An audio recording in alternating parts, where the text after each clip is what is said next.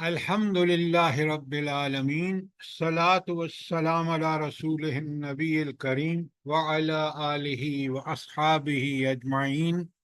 الحمد للہ الذی ہدانا لہذا وما کنا لنہتدی لولا ان ہدانا اللہ۔ رب اشرح لی صدری ویسر لی امری واحلل عقدۃ من لسانی یفقہوا قولی، آمین یا رب العالمین۔ ہم نے سورہ بنی اسرائیل شروع کر رکھی ہے، اور آپ دیکھ رہے ہیں کہ جو باتیں اللہ تعالیٰ نے اس اپنے کلام قرآن مجید میں عطا فرمائی ہیں وہ کتنی ہمارے لیے ہدایت کا نقطہ نظر ہو، تعلیمات کا نقطہ نظر ہو، کتنی اہم ترین ہے۔ اور اگر ہم نے اس کے مطابق زندگی نہ گزاری تو آپ سوچیں کہ قیامت کے دن اللہ تعالیٰ کے سامنے انسان کس قدر پریشان، حیران اور پریشان ہوگا۔ تو آج ہم نے شروع کرنا ہے آیت نمبر 95 سر 95۔ جزاک اللہ۔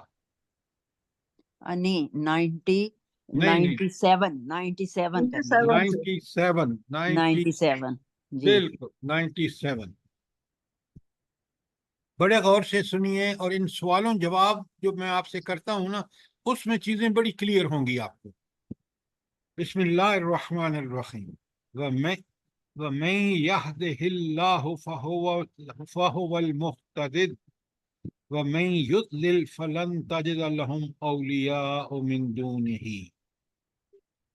ترجمہ سنیے، جس کو اللہ ہدایت دے وہی ہدایت پانے والا ہے، اور جسے گمراہی میں ڈال دے تو ایسے لوگوں کے لیے سوائے اللہ تعالیٰ کے کوئی حامی اور ناصر نہیں ہو سکتا، کوئی ولی نہیں ہو سکتا۔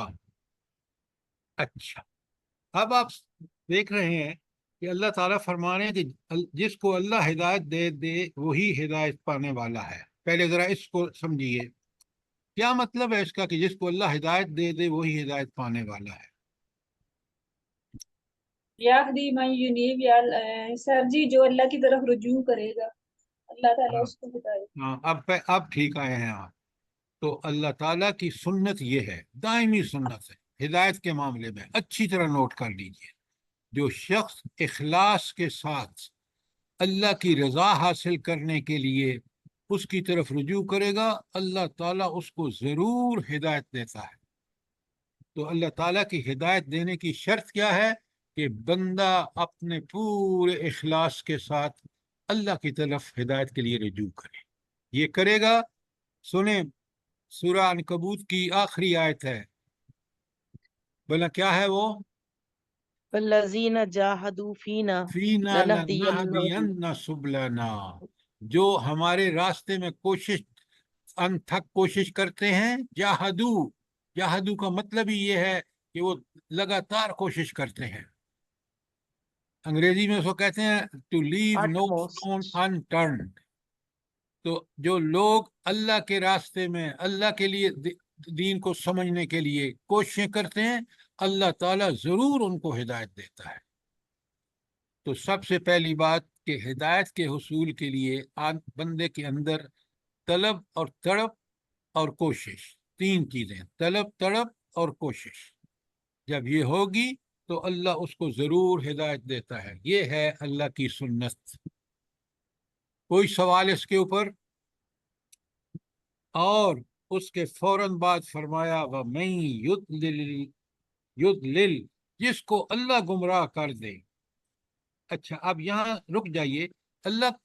جس کو اللہ گمراہ کر دے، اللہ تعالیٰ کس کو گمراہ کرتا ہے؟ سر اللہ تعالیٰ کسی کو ایسے گمراہ نہیں کرتے، بندہ خود گمراہ ہوتا ہے، اللہ تعالیٰ پھر اتنی کہتے ہیں لمبی چلو۔ بات کیوں کر رہے ہیں؟ اللہ اس کو گمراہ کرتا ہے جو اس کے ہدایت کی پرواہ نہیں کرتا، جو اس کے لیے طلب، تڑپ اور کوشش کرتا ہے، اس کو ضرور ہدایت دیتا ہے۔ نہ جس میں طلب ہو، نہ تڑپ ہو، نہ کوشش ہو، اس کو وہ گمراہی میں مبتلا کر دیتا ہے اس کو۔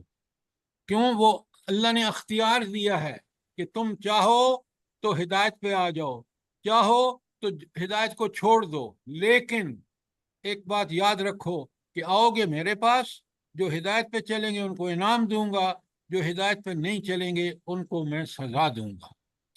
اور اللہ تعالیٰ نے صاف بتا دیا فَلَن تَجِدَ لَهُمْ أَوْلِيَاءَ مِن دُونِهِ، وہ لوگ جو اللہ کے سے بے پرواہ ہو کر زندگی گزاریں گے، نہ اس میں کوئی طلب اور تڑپ ہوگی، نہ وہ کوشش کریں گے، تو پھر اللہ رب العالمین کہتے ہیں کہ آئیں گے نا جب میرے پاس، تو میرے علاوہ ان کو کوئی مدد نہیں کر سکے گا، اور میں نے فیصلہ برحق کرنا ہے، کیوں کہ اللہ تعالیٰ حق ہے۔ آپ ذرا سنیں ان کا انجام کیا ہوگا جو دنیا میں ہدایت پر نہیں چلتے۔ یہ چیزیں اگر پڑھ کے سمجھائیں نا آپ لوگوں کو، یقیناً اثر کریں گے، کیونکہ یہ انسانی فطرت کے عین مطابق ہے۔ فطرت انسانی جو صحیح فطرت ہے نا، جس پہ اللہ نے پیدا فرمایا ہے، اس میں انسان بالکل یہ چاہتا ہے کہ وہ ٹھیک کام کرے، لیکن اس کا ماحول، اس کے والدین، پہلے شروع میں گھر، اور پھر اس کا اسکول، مدرسہ، کالج، یونیورسٹی، اس کے دوست احباب، ماحول، سب جو ہیں اگر وہ صحیح طریقے پہ ہوں تو وہ خود بخود سیدھا ہو جائے گا، اور اگر نہیں ہیں اور وہ خود کوشش نہیں کرتا تو پھر اللہ فرماتے ہیں کہ میں اس کو گمراہ کر دیتا ہوں، اور میرے سوا کوئی نہیں ہے جو اس کا ولی ہو۔ میں اس کا ولی ہوں جو میری طرف آنے کی، رجوع کرنے کی پکی سچی امید رکھتا ہوں۔ آگے سنیں کیا حشر ہوگا ان لوگوں کا، وَنَحْشُرُهُمْ يَوْمَ الْقِيَامَةِ أَعْمَى، اللہ اکبر۔ اور اللہ فرماتے ہیں کہ ان لوگوں کو ہم قیامت کے دن اوندے منہ کھینچ کر لائیں گے، اور عَلَى وُجُوهِهِمْ عُمْيًا وَبُكْمًا وَصُمًّا، وہ اندھے، گنگے اور بہرے ہوں گے۔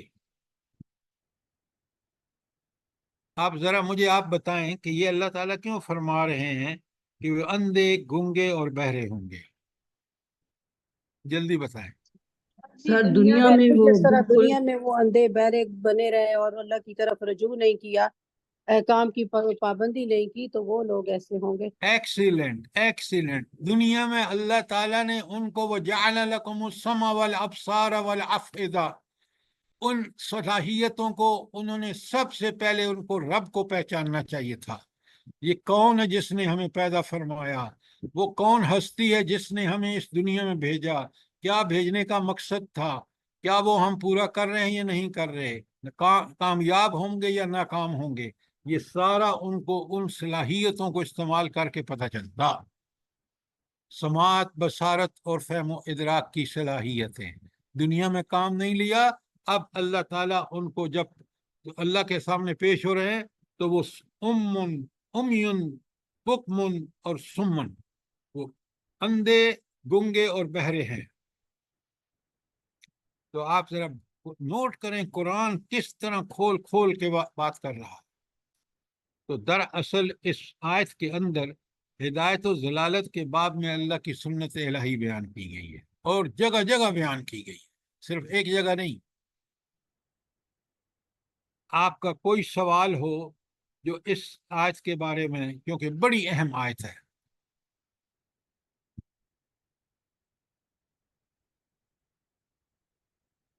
یہ جو قرآن نے یہاں کہا ہے نا کہ ہم ان کو اندھا اور گنگا اور بہرا بنا کے اٹھائیں گے، قرآن میں دوسری جگہ اللہ تعالیٰ فرماتے ہیں کہ یُسْحَبُونَ فِی النَّارِ عَلَى وُجُوهِهِمْ، وہ آگ میں ان کو گھسیٹا جائے گا اوندھے منہ، منہ کے بل ان کو گھسیٹا جائے گا۔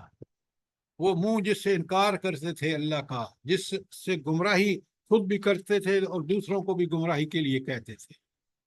تو اللہ رب العالمین نے جس سمع، بصر اور فہم و ادراک کے ساتھ ہمیں پیدا کیا ہے، ان صلاحیتوں کا تقاضا ہے کہ ہم اپنے رب کو پہچانیں، ورنہ اگر ان کو استعمال نہیں کریں گے، اندھے، بہرے اور گنگے بنے رہیں گے، تو پھر قیامت کے دن بھڑکتی ہوئی آگ میں گھسیٹے جائیں گے۔ اب آپ اندازہ کریں کہ آج ہمارا کیا حال ہے، کس طرح اس ہدایت سے ہم نے آنکھیں بند کی ہوئی ہیں، کان بند کیے ہوئے ہیں، اور فہم و ادراک اور کان اور آنکھیں دنیا پرستی میں ایسی لگائی ہوئی ہیں کہ ہمیں فرصت ہی نہیں ہے۔ اور اللہ تعالیٰ نے جو اس کی منظر کشی کی ہے قرآن میں، کہ وہ بلا کیا ہے، ہائے ہائے ہائے، سنیں، الحاکم التکاثر حتی زرتم المقابر، تمہیں دنیا پرستی نے غافل کر دیا ہے۔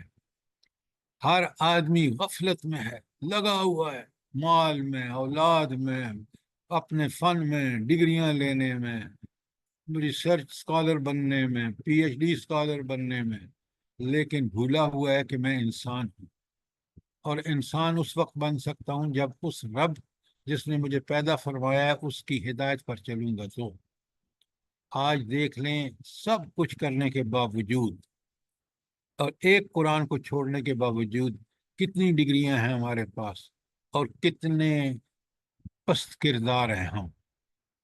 آپ دیکھ لیں، آپ کے ججز ہوں، بیوروکریٹس ہوں، اسٹیبلشمنٹ ہو، اداروں کے سربراہ ہوں، بڑی ڈگریاں ہیں ان کے پاس، لیکن ہدایت نہیں ہے قرآن اور سنت کی۔ سر جی عام انسان بھی اسی دوڑ میں لگا ہوا ہے کہ اچھی گاڑیاں ہوں، کوٹھیاں ہوں، بس پیسہ ہو، ایک دوسرے کو نیچا دکھانے میں لگا یہ ہوا ہے۔ آپ بالکل ٹھیک کہہ رہے ہیں، لیکن آپ کو پتہ ہے نا کہ الناس علی دین ملوکہم، بڑی اللہ پیاری ضرب المثل ہے کہ لوگ بھی وہی کرتے ہیں جو ان کے حل و عقد کرتے ہیں، جو صاحب اقتدار کرتے ہیں۔ ریڑھی والا بھی وہی کر رہا ہے، تو جو جس کے بس میں ہے کمی بالکل نہیں کر رہا۔ اسی لیے کتنی بڑی انسان، بدبختی اور کتنی آپ بڑی میری بات سنیں پہلے، اللہ تعالیٰ نے کتنا بڑا انسان پر احسان کیا ہے کہ اس نے پوری ہدایت، قواعد و ضوابط، اصول جو دنیا میں کامیابی کے ہیں اور آخرت میں جنت کے، وہ بتا دیے ہیں، اور اس نے انسان کو سماعت، بصیرت، فہم و ادراک عطایت کر دیا ہے، تاکہ جو اس کے فطرت کے مطابق ہے اس کے مطابق فیصلے کرے، اور دین عین انسان کی عقل و فطرت کے مطابق ہے۔ اب جو اللہ تعالیٰ کہہ رہے ہیں نا کہ ہم قیامت کے دن ان کو اندھا، بہرا اور گنگا اٹھائیں گے، ذرا آگے تفصیل سنیں آیت 98 میں۔ بسم اللہ الرحمن الرحیم، ذالک جزاؤہم بانہم کفروا بآیاتنا۔ سر یہ تھوڑی سی رہ گئی ہے آیت نا، یہاں سے آگے جو بہت مأواہم جہنم جی کلما جی جی، خبت زدناہم، جزاک اللہ، جزاک اللہ۔ بہت سخت انجام۔ اللہ وماواہم جہنم، یہ کون فرما رہا ہے؟ یہ رب العالمین فرما رہے ہیں، جن کے پاس پورا کلی اختیار ہے۔ ماواہم جہنم، ان کا ٹھکانہ جہنم ہے۔ کلما خبت، جب بھی اس کی آگ دھیمی ہوگی، زدنا سعیرا، ہم اسے بھڑکا کر رکھ دیں گے۔ اللہ اکبر، ذرا انجام دیکھیں، اور یہ انجام جو ہستی فرما رہی ہے وہ بالکل کلی اقتدار اور اختیار کا ہے کہ وہ اس انجام سے دوچار کرے۔ یہ ہے منکرین قرآن کا انجام۔ اب آپ کہیں گے کہ یہ تو ہندو، سکھ، عیسائی ہیں، نہیں، آج کے مسلمان آپ دیکھ لیں، آپ پورے پاکستان کو دیکھ لیں، ہم قرآن سے کتنے دور ہیں۔ کہیں قرآن ہمارے گھروں میں نافذ ہے، کہیں قرآن ہمارے معاشرت میں نافذ ہے، معیشت میں نافذ ہے، عدالتوں میں نافذ ہے، دیکھ لیں۔ اللہ تعالیٰ نے بالکل بتا دیا ہے کہ اگر تم اس قرآن کے مطابق زندگی گزارو گے تو دنیا میں تمہاری تائید اور نصرت کروں گا، اور آخرت میں جنت۔ اگر اس کو نگلیکٹ کرو گے تو یہ دیکھ لیں آیت 98 میں، 97 میں کس قدر اللہ تعالیٰ نے کلیئر بتا دیا۔ 98 99 میں. اچھا کوئی سوال؟ آج یہ جو ابھی میں نے پڑھی ہے آپ کے سامنے،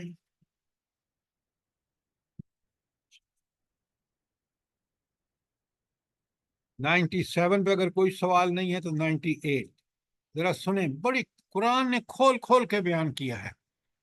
قیامت کے دن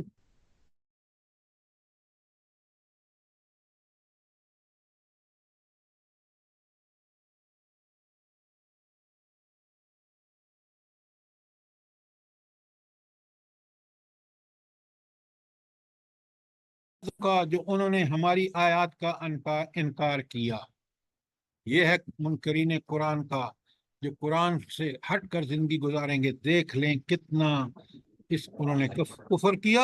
یہ ہے ان کا بدلہ. اور وہ کہتے کیا تھے؟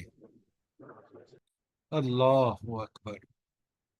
وقالو، وہ کہتے تھے اذا کننا عظاما ورفاتا، جب ہماری ہڈیاں خاک ہو کر رہ جائیں گی، انا لمبعوثون خلقا جدیدا، تو کیا نئے سرے سے ہم کو پیدا کر کے اٹھا کھڑا کیا جائے گا؟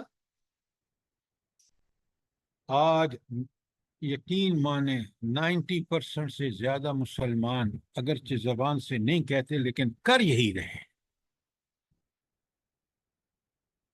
دیکھیں نا، اگر مجھے یقین ہو کہ مجھے دوبارہ اٹھا کے اس دنیا کے ہر معاملے کا حساب لیا جائے گا، چھوٹے بڑے کا، آپ مجھے بتائیں، اگر وہ میرا ایمان اور یقین ہو تو میں دنیا میں منمانی کروں گا؟ ہرگز نہیں. یہ ہے کبھی وہ بھی نہیں سر، ایمان کی، کبھی بھی نہیں. یہ ہے وہ ایمان کی کمی.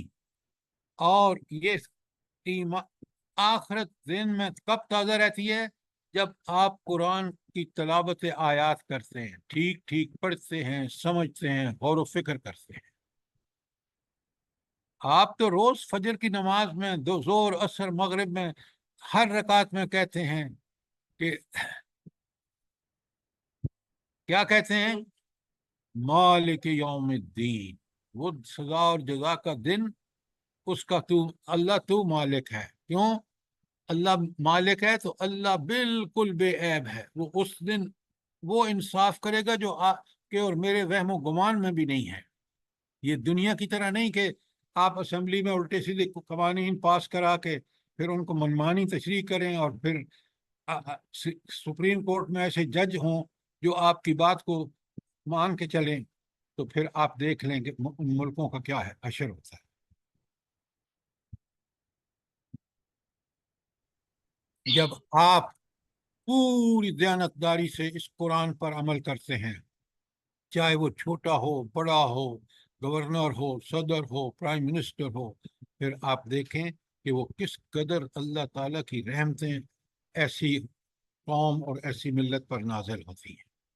دیکھ لیں دور نبی کریم صلی اللہ علیہ وسلم، دیکھ لیں دور خلفائے راشدین کا، دیکھ لیں تاریخ میں وہ دور جب اس قرآن کو نافذ کیا گیا ہے. تو کافروں کے بارے میں جو سب سے بڑی بات ہے نا، 98 آیت میں نے آپ کے سامنے رکھی ہے، کہ وہ کہیں یا نہ کہیں لیکن وہ بالکل سمجھتے ہیں کہ یہ دوبارہ اٹھنا ناممکن ہے. مار کے مٹی ہو جائیں گے تو کیسے، کون پیدا کر سکتا ہے؟ یہ وہی پیدا کرے گا جس نے ہمیں، ہمارا وجود تک نہیں تھا، اس نے ہمیں پیدا فرمایا.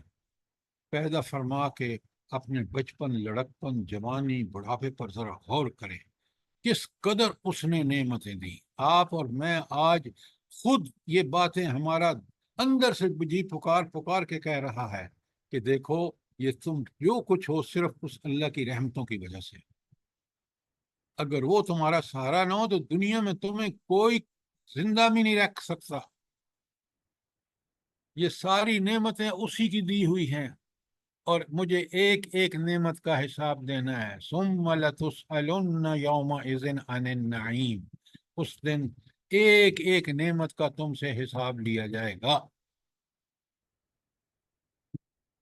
اگر یہ مجھے یقین ہونا، میں نے آپ کو کئی دفعہ بتایا ہے، اگر آپ 3 جگہ قرآن کی پڑھ لینا سورہ بقرہ کی پہلی 5 آیات، سورہ نمل کی پہلی 5 آیات اور سورہ لقمان کی پہلی 5 آیات لکھ لیں۔ تینوں جگہ ایک شرط آئی ہے اور تینوں جگہ وہ بالکل وہ انہی الفاظ میں آئی ہے۔ وہ کون سی شرط ہے بلا؟ یو کے نون سے وَبِالْآخِرَةِ هُمْ يُوقِنُونَ۔ اس قرآن سے فائدہ وہی اٹھائیں گے جو پہلی اور بھی صفات ہیں، آخر میں تینوں میں یہ بات کامن ہے، وَبِالْآخِرَةِ هُمْ يُوقِنُونَ۔ جن کو آخرت کا یقین ہے ان کو یہ کتاب پوری طرح ان کی تربیت کا سامان موجود ہے ان کے لیے۔ لیکن جو آخرت کا یقین نہیں رکھتے اور جو شک و شبہ میں ہیں یا ان کے اعمال ثابت کر رہے ہیں کہ انہیں دنیا سے محبت ہے، آخرت کے بارے میں ان کا بھی وہ عملاً وہ وہی کر رہے ہیں جو کافر کر رہے ہیں، تو ان کو اللہ تعالیٰ جو ہے ان پر اللہ کا قہر نازل ہوتا ہے دنیا اور آخرت دونوں میں۔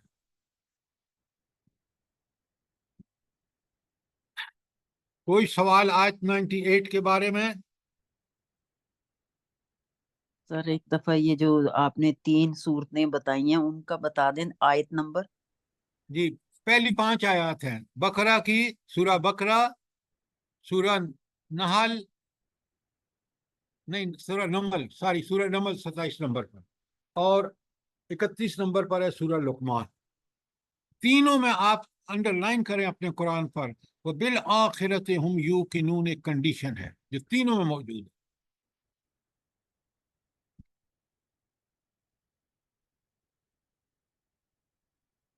اور ان تینوں میں آپ ذرا، یہ آئینہ ہے آپ کے اور میرے لیے کہ تینوں میں وہ آئینہ ہمارے سامنے رکھ دیا جاتا ہے کہ یہ ہیں وہ شرائط جو پوری کرے گا تو اس قرآن سے پوری طرح استفادہ کرے گا۔ اب آ جائیے آیت 99 میں۔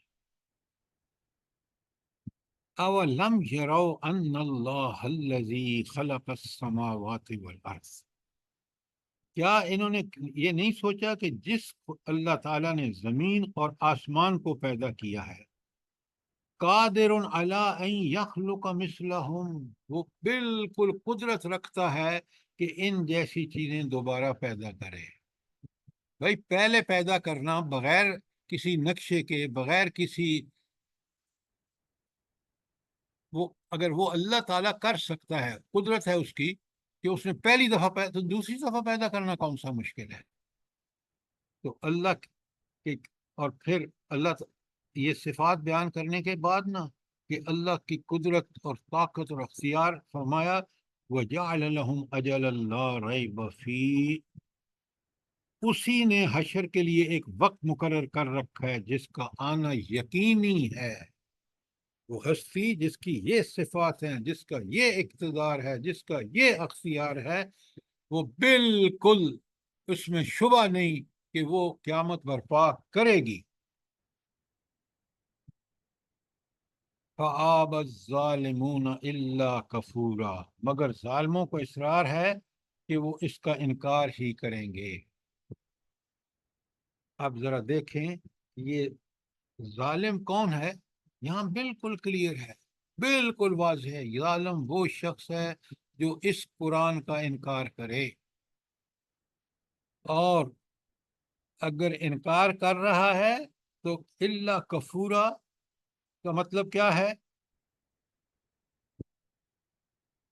وہ اس لیے ناشکرہ ہے، اس لیے انکار کر رہا ہے۔ کفورا کے معنی 2 ہیں، ایک ہے ناشکرہ اور دوسرا ہے انکار کرنے والا، کافر۔ تو یہاں آپ دیکھ رہے ہیں کہ اوپر سے جو سلسلہ چلا آ رہا ہے، آیت 97 سے ہم نے شروع کیا ہے، یہاں وہ لوگ ظالم ہیں جو اللہ کے اس ہدایت قرآن مجید سے منہ موڑتے ہیں۔ کیوں؟ اس قرآن سے انکار کے بعد وہ اپنے اوپر ہر چیز کو حلال کر لیتے ہیں، کیونکہ انہوں نے اللہ تعالیٰ کے حلال و حرام، جائز ناجائز، حق و باطل جو قرآن میں موجود ہے اس کو انکار کیا ہے۔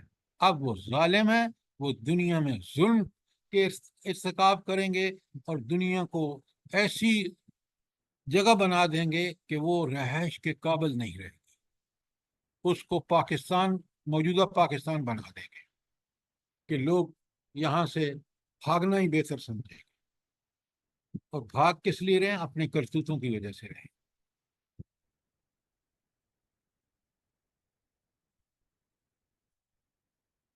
کوئی سوال آیت 99 پر؟ تو اللہ تعالیٰ نے جس کے پاس سارا اقتدار اور اختیار ہے، اس نے قیامت کے لیے مقرر کر رکھا ہے، وہ نہ آگے ہوگا نہ پیچھے ہوگا۔ اس لیے لوگوں، عقل کے ناخن لو، جس اللہ تعالیٰ نے تمہیں سماعت، بصارت اور فہم و ادراک دیا ہے، اس کو استعمال کر کے سمجھ لو اس نقطے کو۔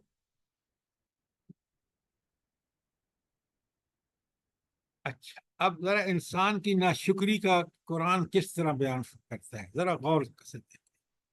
بات کی اگر غور کریں گے نا، تو قرآن آپ کو شرح صدر عطا فرمائے گا، جس سے آپ کو چیزوں کو سمجھنے میں ان ڈیپتھ۔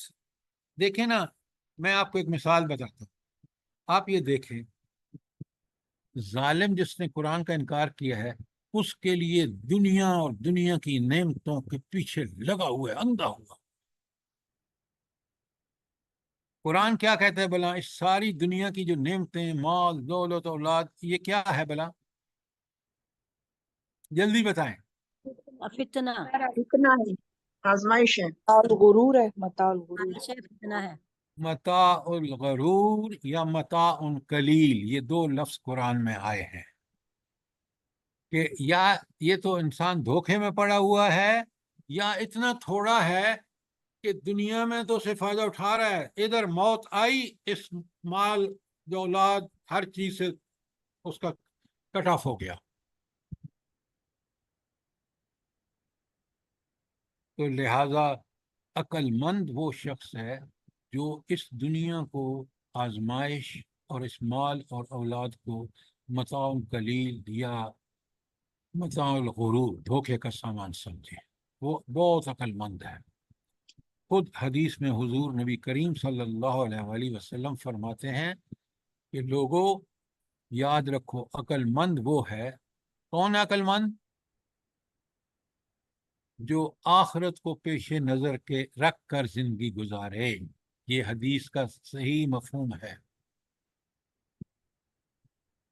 آخرت جس نے دنیا میں کمانی ہے، وہ دنیا ہی وہ جگہ ہے جہاں پہ آپ آخرت کمائیں گے۔ آزمائشوں کو اللہ کے حکم کے مطابق صبر و شکر سے آپ ان کو گزاریں گے۔ آپ اللہ کی دی ہوئی سارے جو عنایاتیں ہیں ان کو اللہ کے حکم کے مطابق استعمال کریں گے۔ آپ دنیا میں بھی مطمئن، اللہ تعالیٰ کی تائید اور نصرت بھی، اور آخرت میں جنت بھی۔ اور اگر اس کا انکار کیا، یہ کام نہ کیے، اللہ سے کوئی کسی کو نہیں بچا سکے گا۔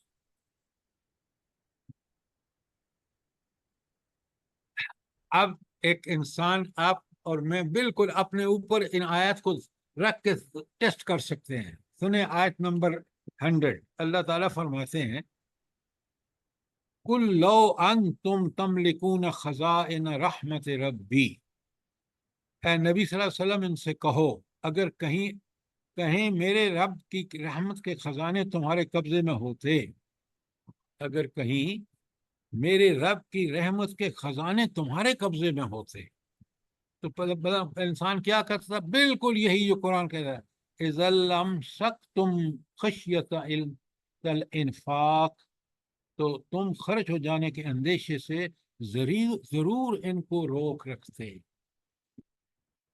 یہ بندہ آپ نے دیکھا ہے مال و دولت کو سمیٹ کے جمع کرتا رہتا ہے، خرچ اس لیے نہیں کرتا کہ تھوڑا ہو جائے گا، یہ کم ہو جائے گا۔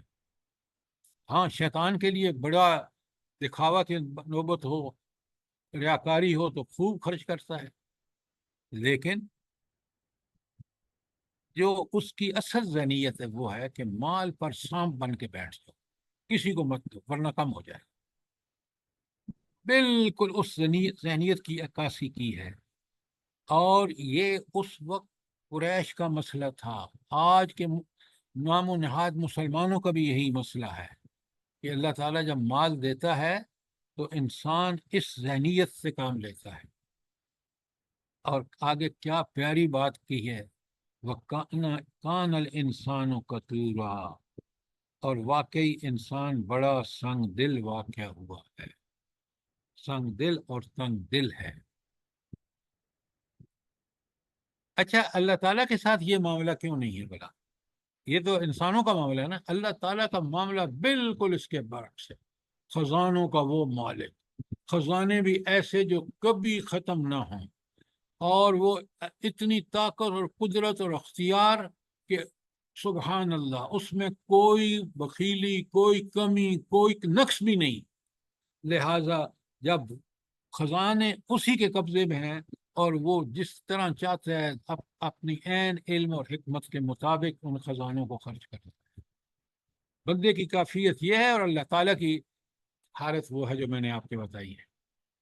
اب اگر مومن ہے تو اس کو بالکل اچھی طرح پتہ ہے یہ چیزیں مجھے دی گئی ہیں اس دنیا میں تصرف کے لیے، کہ میں ان کو امانت سمجھ کے خرچ کروں.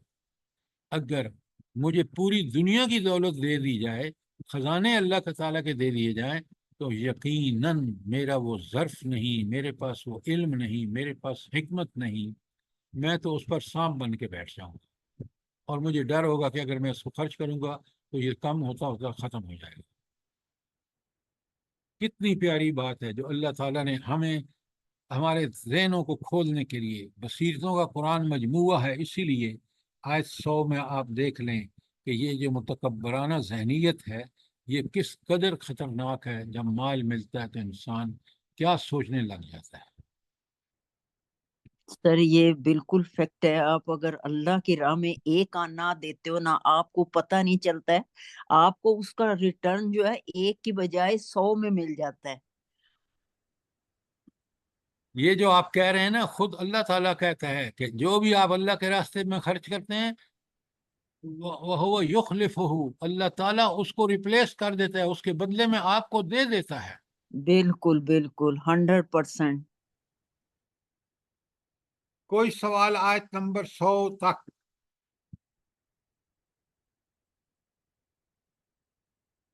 اچھا، اب ذرا بڑے غور سے سنیں، اور اس بات اگلی جو آیت 100 اور اس کے آگے آیات ہیں وہ اپنے سمجھ نہیں ہے.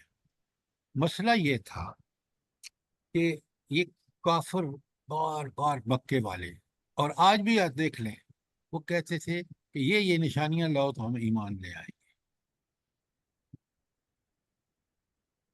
اب اللہ تعالیٰ کو ایک ایسی مثال دے رہے ہیں قرآن سے جس کا کوئی جواب نہیں ہے. وہ مثال کیا ہے کہ حضرت موسیٰ علیہ السلام کو 9 نشانیاں دی تھی. آگے آ رہا ہے، میں بالکل آپ کو بتاؤں گا قرآن کی کون سی جگہ پر اس نشانی کا ذکر ہے. یہ بات سمجھیں ذرا.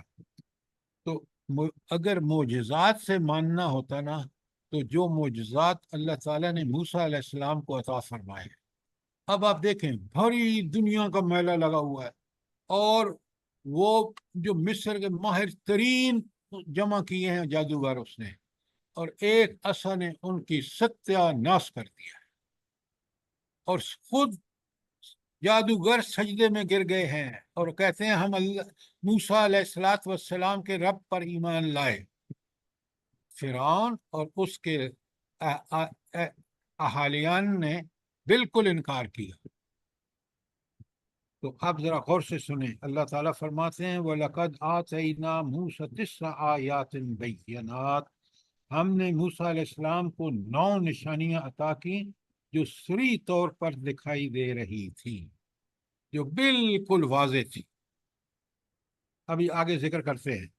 فرمایا فَاسْأَلْ بنی اسرائیل اذ جاءہم، تو آپ خود ذرا بنی اسرائیل سے پوچھ لیں جب وہ ان کے پاس آئیں.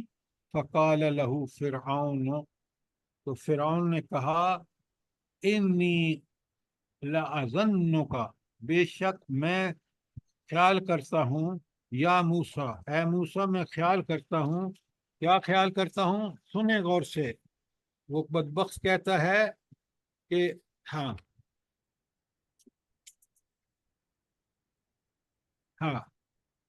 لَأَظُنُّكَ یا موسیٰ مسحورا، میں تو سمجھتا ہوں کہ تم ایک جادو زدہ آدمی ہو، تم پر کوئی جادو ہو چکا ہے۔ یہ کون کہتا ہے؟ فرعون، جو اس فرعون وقت سر سب سے باغی ہے۔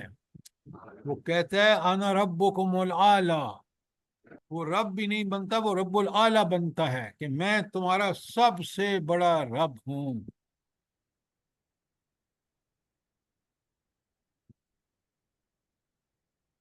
تو ذرا غور فرمائیں، 9 نشانیاں، آپ نشانیوں کا ذکر آ رہا ہے، میں آگے آپ کے سامنے کھولتا ہوں۔ اچھا، پہلے تو یہ 9 نشانیاں کیا تھی؟ آپ ذرا قلم پنسل لے کے لکھ لیں۔ پہلا جو ہے وہ عصا کا سانپ بن جانا، آپ کے پاس جو ڈنڈا تھا نا وہ بڑا اژدہا بن جاتا تھا، اور اسی چیز نے ان کو حیران کر دیا۔ یہ آیت 100 میں آپ دیکھ رہے ہیں اس کا ذکر ہے، نہیں، آج اس کا ذکر ہے سورہ آل اعراف کی آیت 107 میں، عصا کا سانپ بن جانا، یہ پہلا معجزہ تھا۔ دوسرا معجزہ کیا تھا؟ جلدی بتائیں۔ ید بیضا، اور پانی بغل میں ڈالنا تو نور ید بن کے بیضا، روشن۔ ید بیضا کیا تھا؟ بولا ہاتھ میں پہلے چیز کو پوری طرح سمجھتے ہیں۔ ید بیضا ایک لفظ ہے، وہ وہاں مفہوم کیا ہے، وہ معجزہ کیا تھا؟ آپ حضرت موسیٰ علیہ السلام اپنا ہاتھ بغل کے نیچے رکھ کے نا پھر اس کو نکالتے تھے، جب باہر نکالتے تھے وہ چمکتا ہوا آتا تھا، ہاتھ ہوتا تھا۔ یہ اللہ تعالیٰ نے ان کو دوسرا معجزہ عطا کیا، اس کو ید بیضا کہتے ہیں۔ تیسرا معجزہ کہف سالی،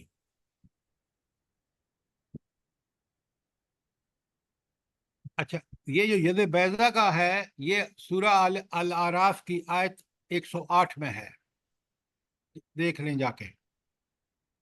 تیسرا کہف سالی اور چوتھا پیداوار میں کمی۔ یہ معجزے سورہ الاعراف کی آیت 130 میں ہے، لکھ لیں اور دیکھیں جا کے۔ سورہ الاعراف آیت 130،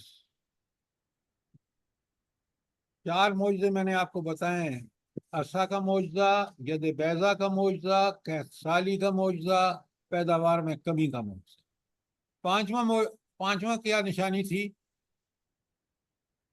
مینڈکوں کا عذاب۔ سر پیداوار میں مینڈکوں کا عذاب اور خون کا عذاب۔ جی، مینڈکوں کا۔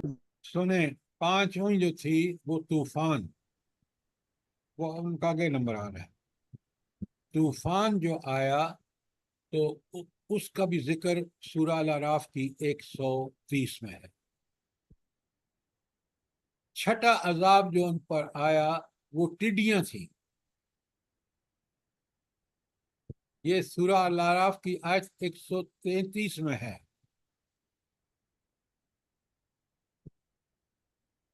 ٹڈیاں ہو گئیں۔ 7 نمبر پر جوئیں پتہ ہے نا آپ کو؟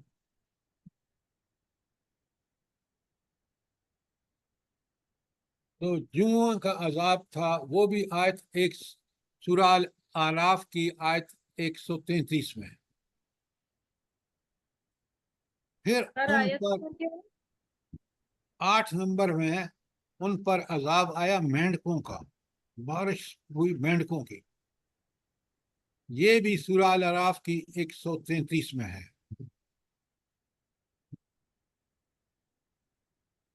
پھر خون کی بارش ہوئی جو 9ویں ان پر، وہ بھی سورہ الاعراف کی 133 میں ہے۔ اتنی نشانیاں کسی نبی اور کو نہیں ملی، انبیاء کو اللہ نے جو چاہ دیا۔ حضرت صالح علیہ السلام کی اونٹنی کا معجزہ آپ کو پتہ ہے، قرآن میں موجود ہے، حضرت عیسیٰ کے معجزے موجود ہیں، لیکن یہ 9 معجزے جن کا ذکر خود قرآن نے کیا ہے یہ حضرت موسیٰ کو ملے تھے۔ اور اب مجھے بتائیں کہ ان 9 معجزوں کے بعد جو ان پر ان کے سامنے ہوئے، کیا بنی اسرائیل فرعون اور اہلانی فرعون کے جو کارندے تھے وہ ایمان لے آئے تھے؟ جلدی نہیں بتائیں۔ سر جی، تو یہ جو نہیں ہے لائے۔ آپ ہمیشہ یاد رکھیں، جب بندہ منکر ہو جاتا ہے وہ جھوٹ بولنے لگتا ہے اور ہر بات کا خلاف اس کے سامنے بہانہ ہوتا ہے۔ وہ جو فارسی کا محاورہ ہے نا، کوئے بدرا بہانہ ہا بسیار، بری خصلتوں کے پاس ہزار بہانے ہوتے ہیں۔ تو اب آپ دیکھ لیں کہ یہاں اللہ تعالیٰ کا بتانے کا مقصود یہ ہے کہ یہ جو نہ ماننے والے ہیں نا، جنہوں نے نہ ماننے کا پکا عزم کر رکھا ہے، آپ کوئی بھی مسئلے آئیں موجود وہ نہیں مانیں گے، وہ سب جتنے بھی باتیں کرتے ہیں وہ جھوٹی۔ کوئی سوال یہاں تک؟ یہ قرآن میں خود پڑھیں جا کے سورہ آراف میں، تاکہ آپ کو یقین آ جائے کہ یہ 9 نشانیاں کیا ہیں۔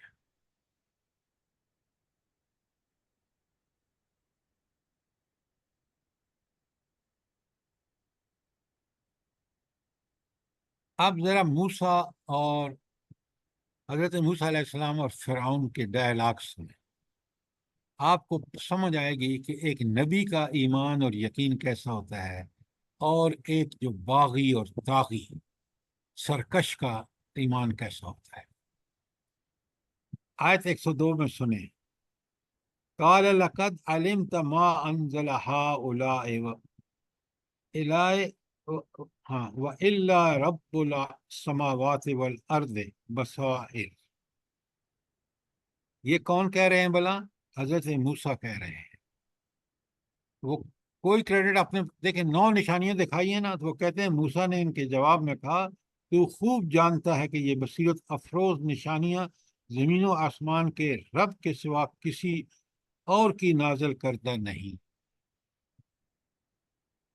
جب اب اس کو دعوت ایمان دے رہے ہیں نا، تو اسے کہتے ہیں کہ یہ دیکھ تو صحیح، آنکھیں کھول کے دیکھ، یہ ساری نشانیاں رب العالمین کی عطا کردہ ہیں۔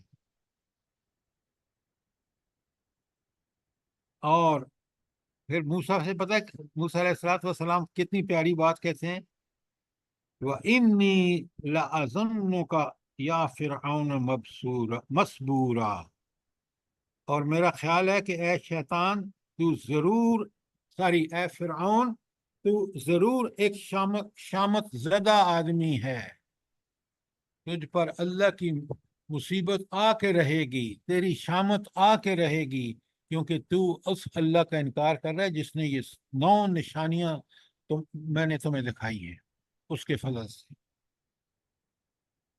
تو حضرت موسیٰ بھی بڑے زبردست آدمی ہیں، اور اللہ تعالیٰ کی سلیکشن دیکھیں، وہ فرعون سے ذرا بھی ڈرتے نہیں ہیں۔ وہ فرعون جو آپ دیکھ رہے ہیں بدبخت کہتے ہیں انا ربکم الاعلی، اس کو کس طرح ان کا ایمان اور یقین دیکھیں، یہ بڑی نوٹ کرنے کی چیزیں ہیں۔ اللہ تعالیٰ فرماتے ہیں سنیں، اللہ اکبر، اللہ اکبر۔ اللہ تعالیٰ فرماتے ہیں بسم اللہ الرحمن الرحیم، فَأَرَادَ أَن يَسْتَفِزَّهُم مِّنَ الْأَرْضِ، تو فرعون نے کیا ارادہ کیا کہ موسیٰ اور بنی اسرائیل کو زمین سے اکھاڑ پھینکے۔ یہ فرعون کے ارادے ہو گئے جب اس نے دیکھا کہ یار یہ بندہ تو زج کر رہا ہے مجھے، تو اس نے سوچا کہ میں ان کو ٹھکانے لگاؤں، موسیٰ علیہ السلام اور بنی اسرائیل کو، تاکہ یہ روز روز کی ٹن ٹن مک جائے۔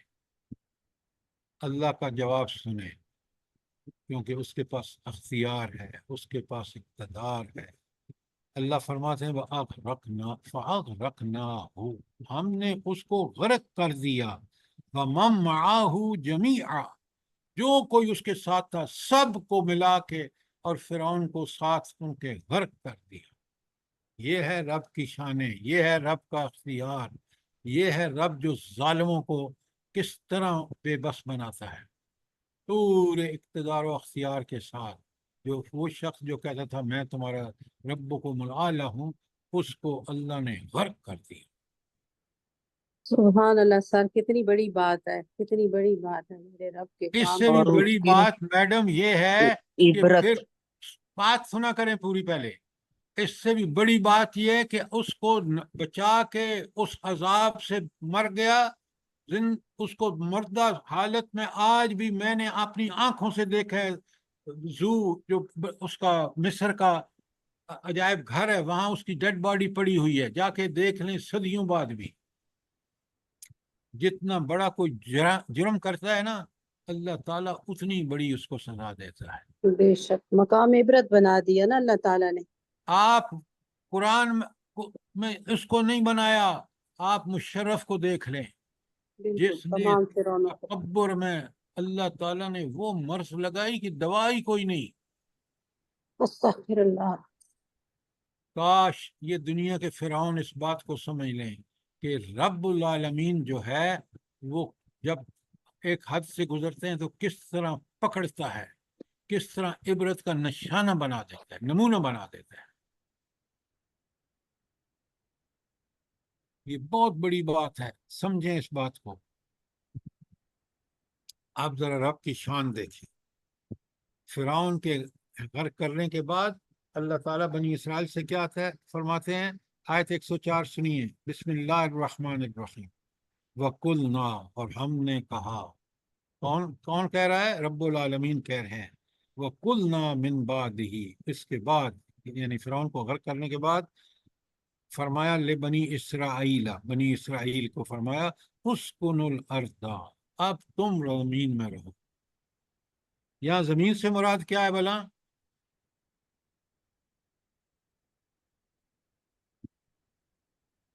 कुरान गौर से पढ़ा करें। यहाँ अर्दा से मतलब है बैतुल मक़दस की जमीन, वो जमीन जहां से हजरत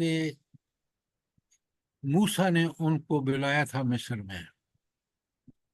तो अब अल्लाह ने उनसे कहा कि अब जाओ उस्कुनु फिल अर्द, सारी उस्कुनुल अर्द, अब जाओ और उसी बाबरकत जमीन में, जरखेज जमीन है में, जहाँ तुम्हारे दादा हजरत यूसुफ ने बुलाया था। याकूब अलैहिस्सलाम की कब्र है। कोई सवाल यहां तक?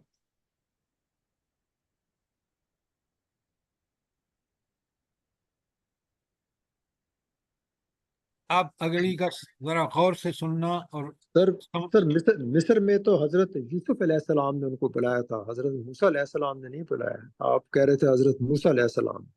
हजरत मूसा अलैहिस्सलाम ने, उनके मोजज़े थे, उन्हीं के मोजज़े देखकर फिरौन को ये सारी गुफ्तगू हो रही है, और बनी इसराइल को वापस उस जमीन पर ले जाने वाले हजरत मूसा है। हजरत यूसुफ ने तो बुलाया था पूरे खानदान हाँ को। बस ठीक है। ठीक हो गया।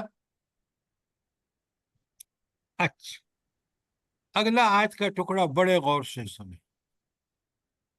अब सोचें, ये कुरान सदियों पहले नाज़िल। अल्लाह ताला फरमाते हैं, फ़इज़ा जाअ वअदुल आखिरा, और जब आखिरत के वादे का वक्त आन पूरा होगा, जीना बिकुम लफीफा, तो हम तुम सब को एक साथ लाकर इकट्ठा करेंगे।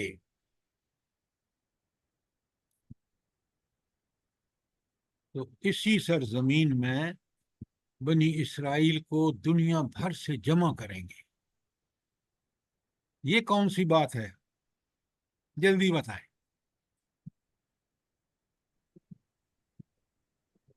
क़यामत आखिरत का। और खुदा का खौफ करो, खुदा का खौफ करो। आज बनी इसराइल को दुनिया भर से यहाँ जमा किया गया है। ये आज की बात, मौजूदा दौर की बात है। अल्लाह के बंदो, वजीना बिकुम लफीफा, हम पूरी दुनिया से लाके तुम्हें जमा कर देंगे। ये किस वक्त अल्लाह ने कहा? जब कुरान नाजिल हुआ है। और उस वक्त ईसाइयों की हुकूमत थी फलस्तीन में। हजरत उमर ने जो चाबी ली है फलस्तीन की फतह, मुसलमानों ने हजरत उमर के दौर में किया है, वो ईसाइयों से लिया है। یہ تو پہلی جنگ، ساری دوسری جنگ عظیم کے بعد ان کو بسایا کس نے؟ برطانیہ نے. جب جنگ جیتی انہوں نے تو یہودیوں کا پیسہ تھا پیچھے، تو انہوں نے جو حکومت تھی بنی اس کی برطانیہ کی، اس نے ان کو یہاں لا کے بسایا. اس کے بعد یہ خوب انہوں نے لوگوں کو جمع کیا. وہ جو اللہ تعالیٰ نے یہاں فرما رہے ہیں کہ ہم تم سب کو سمیٹ کے یہاں لے آئیں گے. اور اب پتہ نہیں آپ کو لیٹسٹ پتہ ہے یا نہیں، اب یمنی اور لبنانی جو مجاہدین ہیں وہ اور حماس تینوں نے بالکل پاسا پلٹ چکا ہے جنگ کا، اور اس وقت یہودی وہاں سے بھاگ رہے ہیں، مر رہے ہیں. اور وہ جو اللہ تعالیٰ نے اس خبیث روح سے اور خبیث جسم سے، جو موجودہ صدر ہے ان کا نیتنیاہو، وہ اب جو دنیا کو آنکھیں دکھا رہا تھا کہ ٹیکنالوجی میرے پاس ہے، ابھی انہوں نے دیکھیں وہ کیا ہے حملہ کہ لوگوں کے ایکسپلوڈ کر گئے ہیں جو الیکٹرانک ڈیوائسز تھے، اس میں لبنان میں لوگ زخمی ہوئے ہیں. لیکن اس کے باوجود جو انہوں نے فائر کیے ہیں میزائل یمنیوں نے، وہ ان کے سارے سسٹم کو، وہ جو آئرن ڈوم اور فلانا فلانا فلانا سب کو تباہ کر دیا، اور وہ جا کے ہٹ کیے ہیں. اور اب ایک حملہ ادھر سے ہوتا ہے، ایک لبنان سے ہوتا ہے، ایک یہ کرتے ہیں حماس والے، تو ان کے ہوش اڑے ہوئے ہیں. اب الحمدللہ. اللہ تعالیٰ انشاءاللہ انشاءاللہ جیت انہی لوگوں کی ہوگی سب سر. لوگ سنیں میری بات، سب لوگ دعائیں کریں کہ اللہ تعالیٰ ان مجاہدین کی مدد کرے اور اس ناسور کو اللہ تعالیٰ ختم کر دے. انشاءاللہ انشاءاللہ. تو یہ جو یا فرمایا نا، اب قرآن کو دیکھیں، چند الفاظ ہیں، فَإِذَا جَاءَ وَعْدُ الْآخِرَةِ جِئْنَا بِكُمْ لَفِيفًا، ہم سب کو اکٹھا کر دیں گے اے یہودیوں. اور پھر جب قرب قیامت میں آپ کو پتہ ہے کہ ہر درخت پکار اٹھے گا کہ میرے پیچھے یہودی ہے، اس کو مارو. یہ اللہ کی شانیں دیکھیں، اور وہ وقت دور نہیں ہے، کیونکہ قیامت کی دوسری نشانیاں دیکھیں تو لگتا ہے کہ ساری پوری ہو رہی ہیں.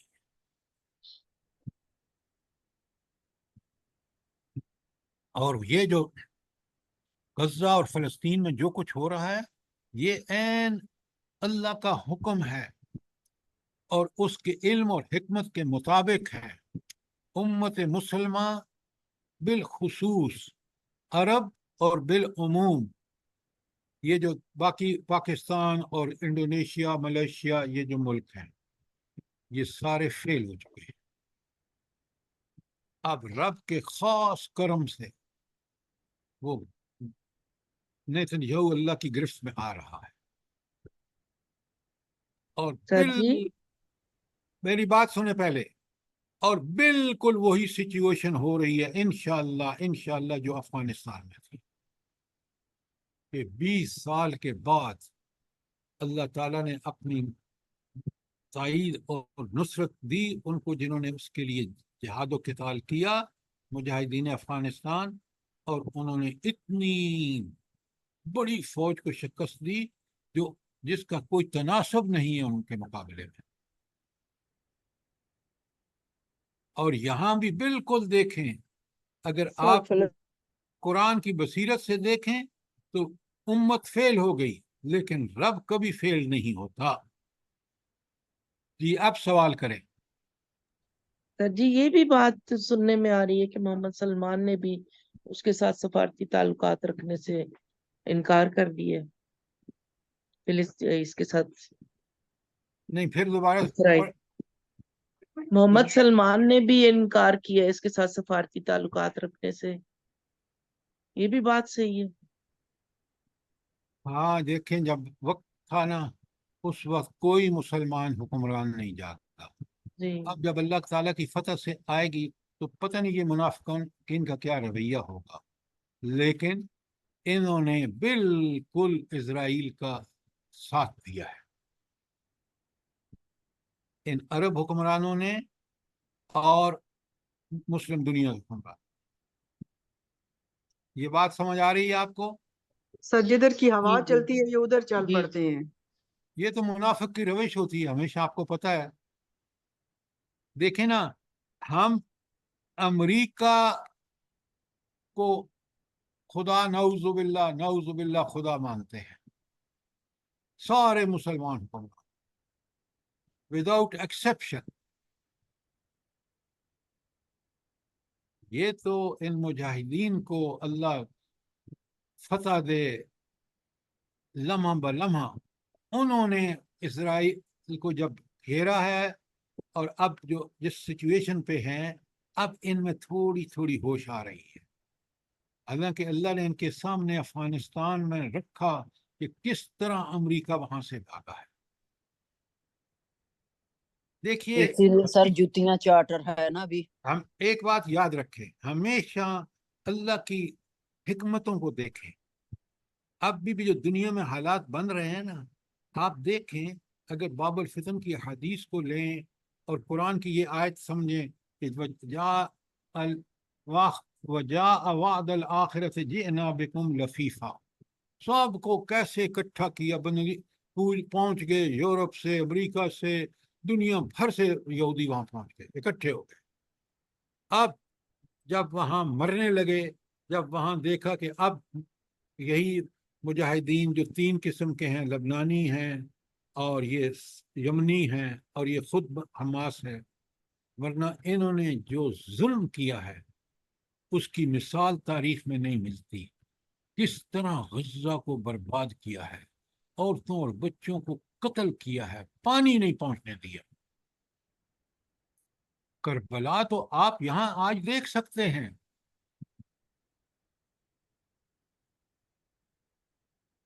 तो कुरान को बड़े गौर से पढ़ा करें, ये रब की रहमतें हैं कि उसने न सिर्फ हिदायत बल्कि मुस्तकबिल के सारे नक्शे हमारे सामने रख दिए, अगर हम गौर व फिक्र करें तो। कोई सवाल आयत नंबर जज़ाकल्लाह 104 खैर तक? सर। जी सर, ये जरा वजाहत कर दें सर, ये जो आयत आखिरी वाली आप पढ़ रहे हैं, बनी इसराइल को इकट्ठा करके जमा करेंगे, तो इसमें जहाँ तक मेरी समझ है, बनी इसराइल दो कौमों में बढ़ गई थी। एक यहूदी थे और एक गालिबन फलस्तीनी मुसलमान। तो ये दोनों इकट्ठे होंगे जहाँ तक मैं समझता हूँ। ये हम आप तो क्या फरमा रहे हैं, मेरी बात सुने, let me B clear about your question. जी आप सर, कह रहे हैं कि एक यहूदी है और एक फलस्तीनी मुसलमान है?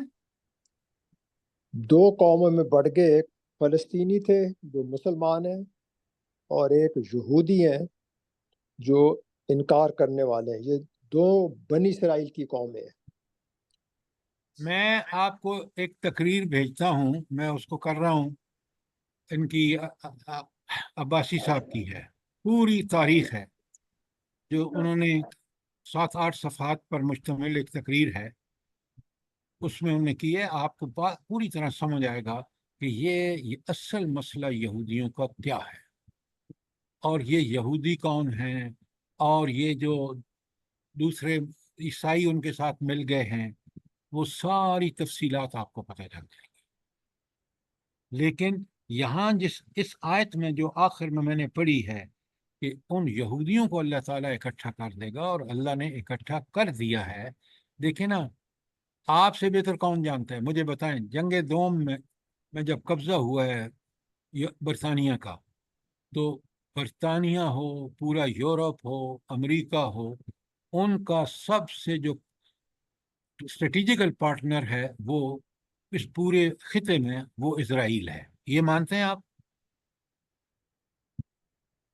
जी जी और जितना जुल्म वो कर रहा है गजा में, जो कुछ भी कर रहा है, वो किसके बलबूते पे कर रहा है?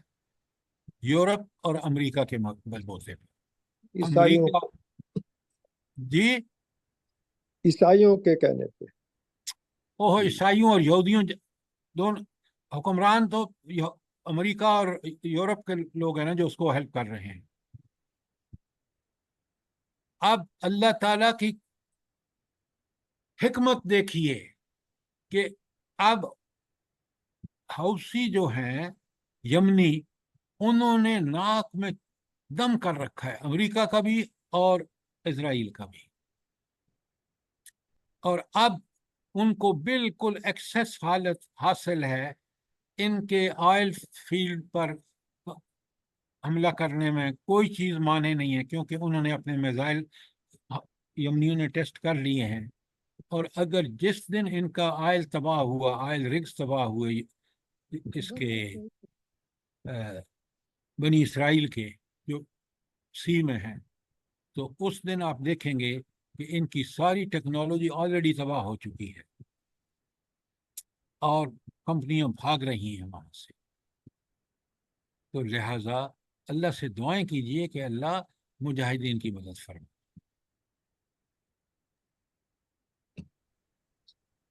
سر جو میں انشاءاللہ سمجھا سر فتح انہی کو ہوگی اللہ کے حکم سے۔ جو جی آپ کی فرمائے۔ بات سے میں سمجھاؤں کہ آپ یہ کہ یہ جو بنی اسرائیل ہیں یہ سب یہودی ہیں صرف، بات آپ کی سمجھ نہیں آئی۔ مطلب یہاں آیت میں جو بنی اسرائیل کہا نا کہ ادھر رہو پھر ہم اکٹھا کریں گے، میں اس کی طرف وضاحت کہہ رہا تھا کہ کیا یہ یہودی کو صرف اکٹھا کریں گے؟ اگر آپ نے گریٹر اسرائیل کا پلان نہیں پڑھا فری میسن کا، تو آپ ذرا اس کو پڑھیں۔ گریٹر اسرائیل میں وہ کہتے ہیں مصر ہمارا ہے، اس لیے کہ مصر میں حضرت اپنا یوسف اور حضرت موسیٰ وہ ہمارے نبی تھے۔ وہ کہتے ہیں گریٹر اسرائیل کا حصہ ہے مدینہ، اس لیے کہ وہ 3 یہودی جو آباد تھے قبیلے، وہی اصل میں انہوں نے ہی مدینہ کو اسٹیبلش کیا تھا۔ تو آپ ذرا پلیز پہلے گریٹر اسرائیل پڑھیں اور فری میسن کا وہ منصوبہ پڑھیں یہودیوں کا، ان کے ساتھ عیسائی بھی ملے ہوئے ہیں ایک گروپ۔ تو یہ ساری چیزیں آپ پڑھیں تو آپ کو سمجھ آ جائے گی۔ سر تمام باطل قوتیں اکٹھی ہو گئی ہیں۔ یہ ہونا تھا بالکل، اللہ تعالیٰ کے نے یہی چیزیں یہاں بتائی جا رہی ہیں۔ دیکھیے اسرائیل جو ہے وہ اس پورے علاقے میں برطانیہ کا پہلے اور اس کے بعد امریکہ کا، برطانیہ کے ساتھ یورپ دوسرے کو بھی ملا لیں، ان کا یہ بڑا اسٹریٹجک پارٹنر۔ اسٹریٹجک کا مطلب یہ ہے کہ وہ اتنا ٹرسٹڈ تھا کہ دیکھیں انہوں نے 67 کی جنگ میں عربوں کو شکست دلائی ایک یہود اسرائیل سے، اس کے بعد انہوں نے سیا پاچا کر دیا مسلمانوں کی یونٹی کا۔ تو اب انشاءاللہ وہ اللہ کی گرفت میں آئیں گے، اور یہ جو مسلمان حکمران ہیں یہ کیونکہ اسرائیل کے بڑے سپورٹر بنے ہوئے تھے۔ آپ کے ملک میں تو آج بھی تماشا لگا ہوا ہے کہ اس کو ریکگنائز کر لو بھائی۔ اللہ تعالی ہمیں ان کے شر سے بچائے۔ آمین ثم آمین۔ تو یہ تھی تفصیل، ٹائم ہو چکا ہے، اور انشاءاللہ کچھ جو آیتیں باقی ہیں ہم ان کو پوری طرح سمجھنے کی کوشش کریں گے۔ ان سب کا علاج کیا ہے؟ یہ جو فتنے اٹھ رہے ہیں آج، اور یہ باب الفتن کا دور ہے، دجالی دور ہے، اس کا علاج کیا ہے؟ سر قرآن و سنت سے جڑ جاؤ۔ جی تلاوت بالکل آیات اور قرآن و استغفار سنت۔ سر، استغفار کرے زیادہ سے زیادہ۔ سنیں یہ آپ جرنل باتیں کہہ رہے ہیں، سنی سنائی۔ آگے جو آیت 105 میں آپ کے پاس پڑھ کے ختم کرتا ہوں، وَبِالْحَقِّ أَنزَلْنَاهُ، بالحق نزل، وَمَا أَرْسَلْنَاكَ إِلَّا مُبَشِّرًا وَنَذِيرًا۔ کل میں اس کی تفسیر کروں گا تو آپ کو ساری بات سمجھ آ جائے گی انشاءاللہ کہ ہمیں کرنا کیا چاہیے۔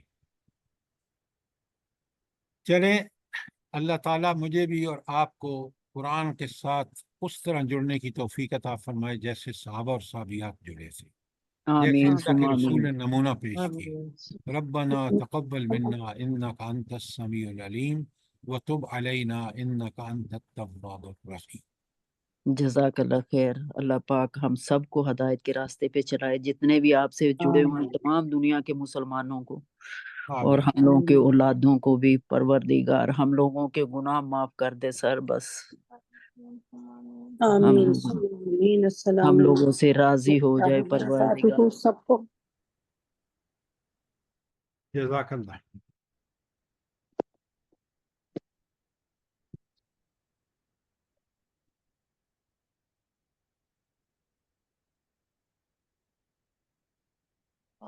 पानी खत्म होगा।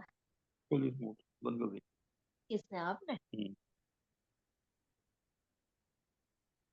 पौने 8 बजे मैंने खोली, 8:30 बजे।